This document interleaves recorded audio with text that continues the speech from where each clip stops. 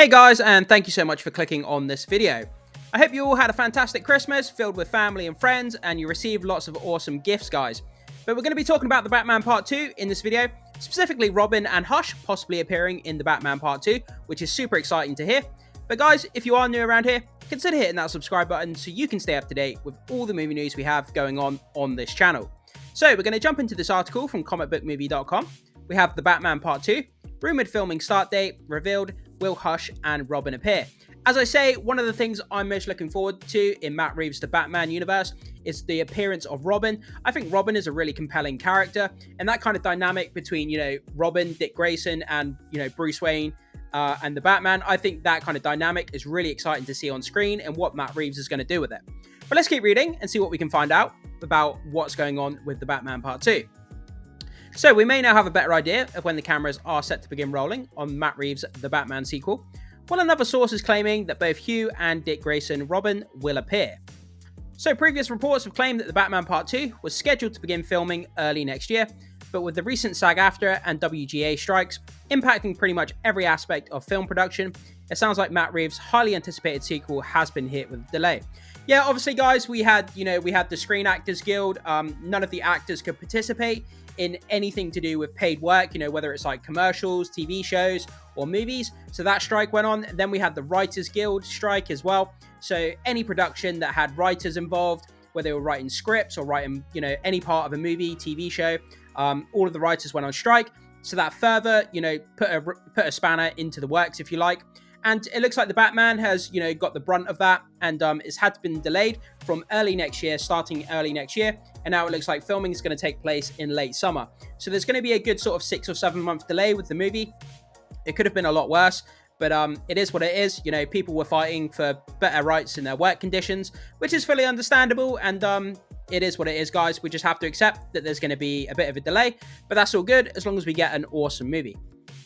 According to Insider Daniel Rickman, the plan is to start shooting The Dark Knight's next big screen outing in late summer, with casting getting underway from February. So when March rolls around, guys, we should start hearing about, casting announcements as to, who the villains are going to be, if any other kind of DC characters are going to be showing up that we might not suspect. That's when we're going to start getting casting news. Hopefully Matt Reeves will start, giving us hints as to who's going to appear in the movie, the plot. We're going to get a bigger picture of kind of where the Batman universe is going, which is really exciting. I can't wait to hear who's going to be appearing in the film. So everyone from the first film who survived, obviously, you wouldn't want to put dead people in your movie because they can't exactly say much. So it's expected to return, along with some characters from the Penguin Max series. I'm so looking forward to that Penguin series. Like a crime boss, kind of like mafia, Penguin, just going, rogue and just, being the boss man on the streets. It's going to be so cool. And Rickman has also heard that 2 characters that were previously heard whispers about will indeed be introduced. So we've got Dr. Tommy Elliott, and playing Hush, obviously, and Dick Grayson as Robin. These 2 characters would lend themselves to a Matt Reeves Batman universe so well. They're kind of like the more grounded characters within the Batman mythos, so you can do some really great things with both of these characters. And having that dynamic between Dick Grayson's Robin and Bruce Wayne's Batman on screen, kind of how are they going to play that dynamic? How is it going to work? And it's going to be that dynamic between Robin and Batman that's going to either make or break that movie. If they do introduce a Robin, they have to get the chemistry right between the 2 actors, Robert Pattinson and whoever plays Robin.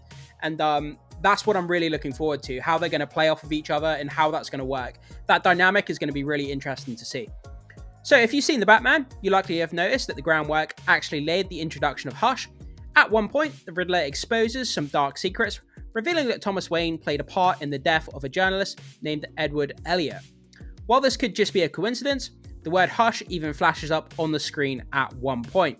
Yeah, so Matt Reeves is definitely hinting, he's got hints of Hush in the Batman movie.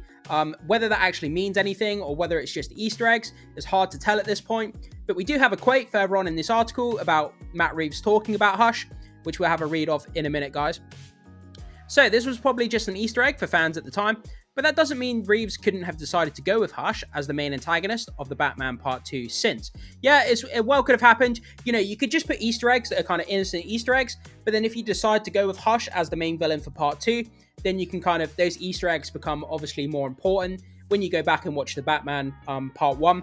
after part 2 releases, you'll kind of get a more of a sense of where they were going with those Easter eggs of Hush. They're going to have more meaning to them rather than just being sort of fan service. So here's what the filmmaker had to say about the character when asked which villains he'd most like to explore in a potential sequel last year. So Matt Reeves goes on to say the following, quote, "There are so many, and I don't know. I think Hush is a really interesting one to do. I'll say Hush, but that doesn't mean that the next one will be Hush." So obviously when it comes to mind, and he was asked the question of which villain would appear in Batman Part 2, the first thing he said was Hush, but he said, even though I'm just saying that Hush would be interesting to be in Batman Part 2, it doesn't necessarily mean I'm going to go with it. And that was a smart thing to say, because obviously as film fans, we attach ourselves to any kind of nugget of information we can find, and obviously we run at 100 miles an hour with it. But the fact that he added in, but that doesn't mean that the next one will be Hush, he kind of saved himself there a little bit, because he did stay at the end saying that just because I think Hush would be interesting, it doesn't necessarily mean he's confirmed to be in Batman Part 2. So it's good that he kind of cleared that up. As for Robin, several different sources have now reported that Grayson will debut in the sequel, so we'd say it's likely there's likely something to it. Details are few and far between, but we have heard that the latest take on the Boy Wonder will be a teenager, possibly as young as 13. One of the things that a lot of people have brought up, you know, in a modern day Batman movie, you've got Batman obviously running around. If he's got a 13-year-old child as his sidekick, he's like putting this 13-year-old child in harm's way, potentially to get hurt or killed. So there's a lot of kind of moral questions around Batman using a 13-year-old as a sidekick to fight crime. You know, I don't know how they would address that within the movie, or whether they would kind of just overlook that. Guys, what do you think about that? Anyway, jump into the comment section. What do you think about the kind of the moral kind of, you know, conversations surrounding having a 13-year-old sidekick with Batman kind of fighting crime? Is that something they could actually do in a modern Batman film? Or, you know, like I say, would they just completely overlook it, or would they address it in the movie? I'm not really sure where they would go with that kind of moral kind of quandary around a 13-year-old Dick Grayson. Because that's definitely, you know, something that I think people would latch onto and want answers to that question. So, when the new DCU slate was announced, James Gunn confirmed the Reeves Batverse will remain separate from the DCU. I'm so happy that they're going to have these kind of separate Elseworld stories from the DCU. Don't get me wrong, I'm really looking forward to seeing what James Gunn does with the DCU and having this large, massive kind of movie cinematic universe of all these DC characters interacting. I'm really excited, but having these Elseworld stories where, you know, individual directors can come in, they can put their own spin on the DC characters, and we can get these kind of vastly different standalone DC character stories. I'm really looking forward to what they do with that. So, a new actor will don the cape and cowl for Batman Brave and the Bold. Yeah, I'm really interested as to who they're going to get to play Batman in DCU. That's going to be real interesting. Which will also feature a different take on Robin, the Caped Crusader's son, Damian Wayne. Again, guys, so it looks like we could get Dick Grayson in the Batman Part 2, and then we could get Damian Wayne. Well, we're definitely going to get Damian Wayne in the Brave and the Bold.